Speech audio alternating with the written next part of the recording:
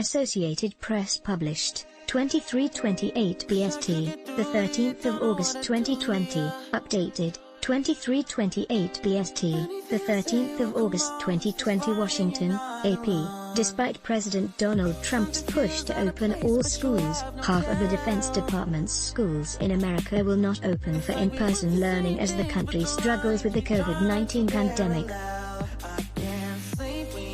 In stark contrast, only 2 of the department's 68 schools in Europe will be operating remotely, underscoring the dramatic difference between the widespread outbreak in the US and the success other countries have had in bringing it under control. Defense Department schools in the Pacific region will also be split, with 26 of the 45 facilities open for in-person learning.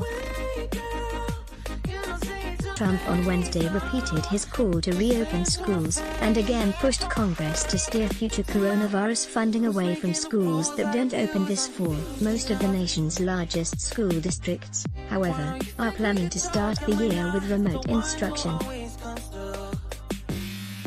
Thomas Brady, director of the Department of Defense Education Activity, told Pentagon reporters on Thursday that 10,000 students, out of 70,000 worldwide, have opted for virtual learning. Brady said parents were allowed to select that option, which is mainly for high school students and is an independent learning process.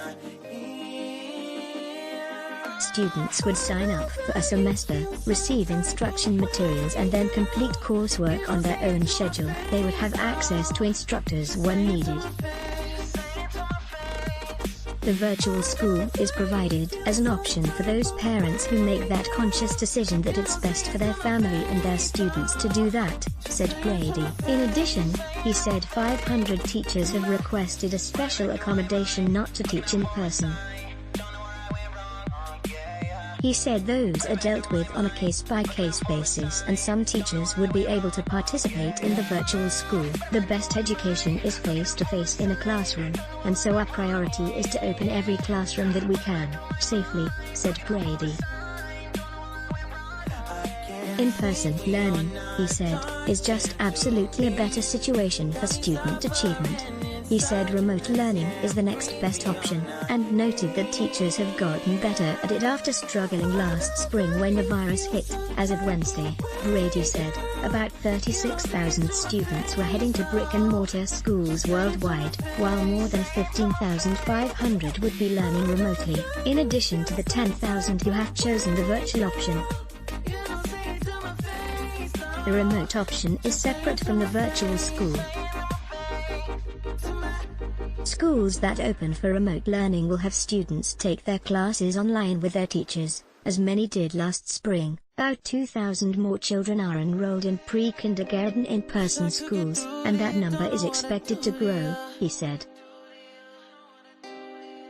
Brady said there is no option for testing students for the virus before they start school, saying it was determined to be not viable or necessary. The schools that will be limited to remote learning are in the South, where the numbers of coronavirus cases and deaths have been spiking. They are in Georgia, North Carolina, South Carolina, Alabama, and Puerto Rico. The South is home to a number of large Army bases, where there are several schools, such as Fort Bragg, North Carolina, and Fort Benning, Georgia. The decision to open a school for in-person instruction is based on the virus conditions of the surrounding community and decisions of the commanders. He said if a student or teacher tests positive for the virus, the school will close for a few days for cleaning. If the closure lasts more than 5 days, the school will shift to remote learning for as long as needed. Trump has said school funding in the coronavirus bill being negotiated now by Congress should go to parents if their local schools do not reopen for in-person instruction. Let's block ads. Show your love for him. Click the link in description. Thanks for watching.